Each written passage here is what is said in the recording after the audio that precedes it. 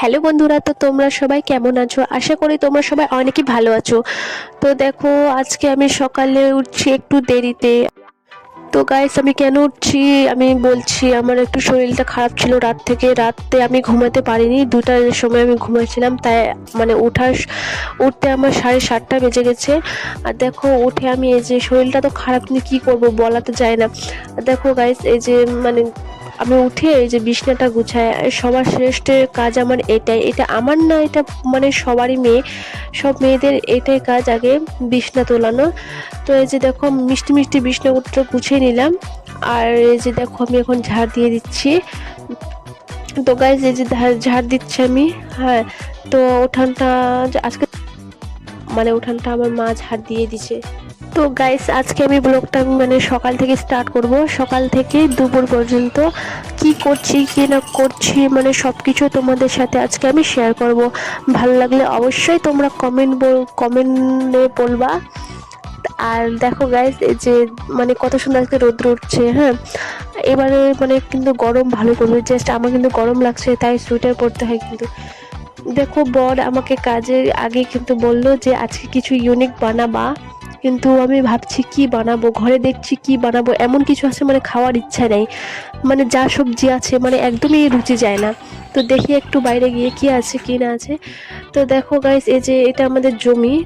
আগের ভিডিওতে আমি বলিনি, এটা আমি আমার মানে পুরোনো চ্যানেলে আমার সব কিছু দেওয়া আছে।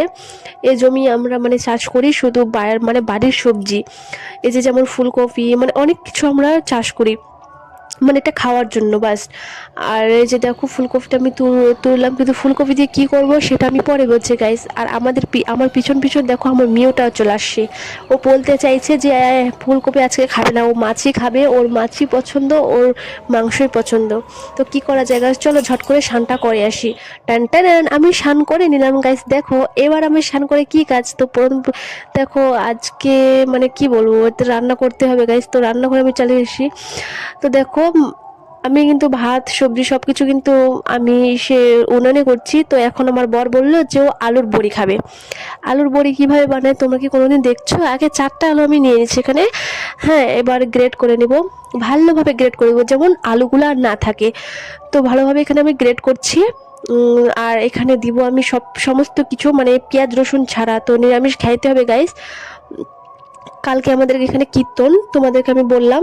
তো এখানে দেখো, গ্রেট করা কিন্তু হয়ে গেছে। হয়ে গেছে ভালোভাবে। এবার আমি আলুটাকে মিশিয়ে নিব, দেখো কত সুন্দর।